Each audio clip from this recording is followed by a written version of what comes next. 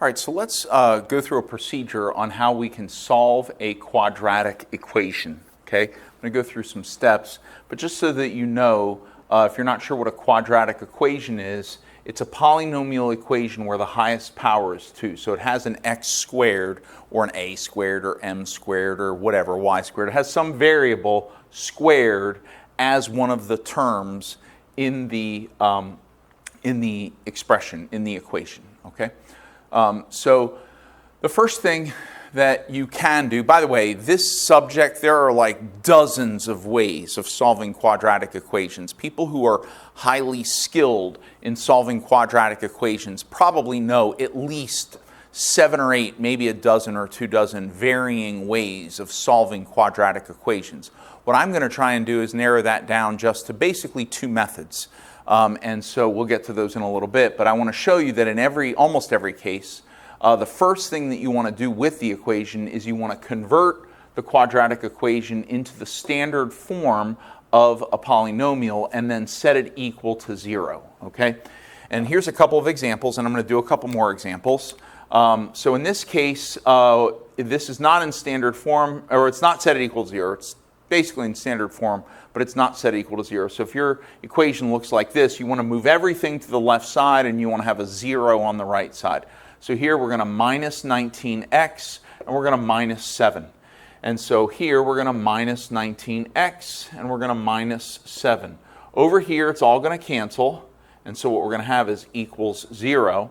And then on this side we're going to have 5x squared minus 19x minus 7.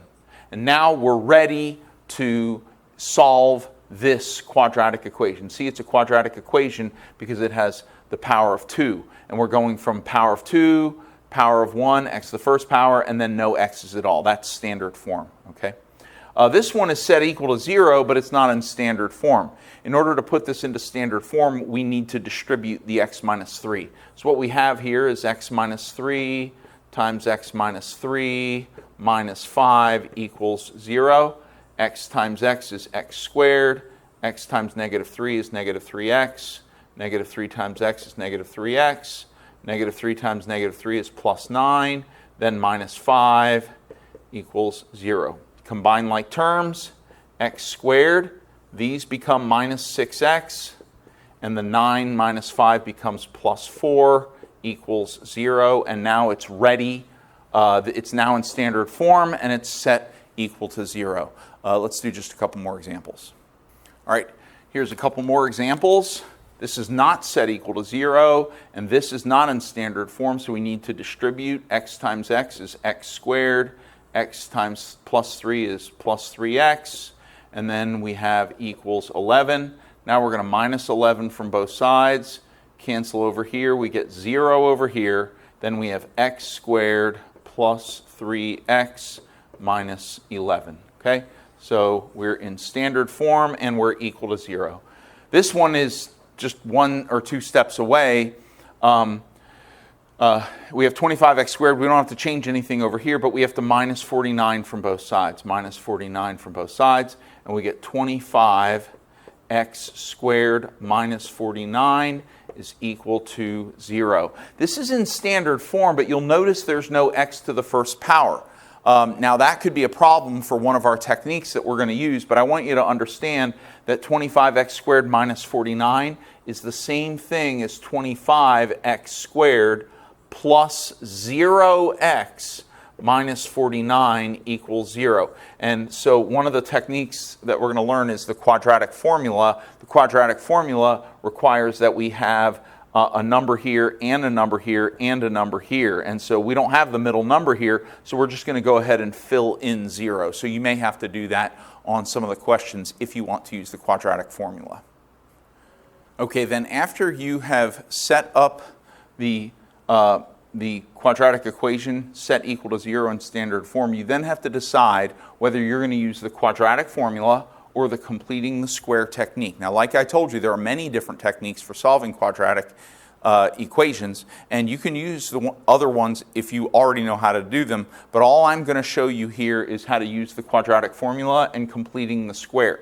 The reason I'm going to teach you these two techniques is because those two techniques are more versatile. They're useful on many more situations than a lot of the other techniques. A lot of the other techniques require special circumstances, but you can apply the quadratic formula or completing the square to almost every circumstance for a quadratic equation.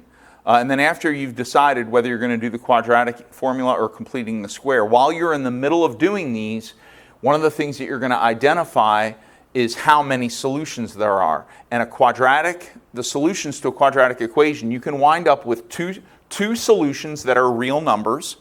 You can end up with one solution that is a real number, or you can end up with two solutions that are both complex numbers, but you cannot end up with one real and one complex solution. That's never going to happen, not in a quadratic, okay? So while you're doing the process, you want to identify, are you in situation A, situation B, or situation C?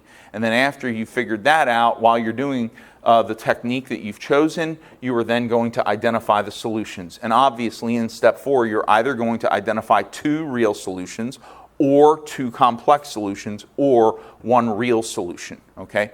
And so that's basically the procedure for solving a quadratic equation.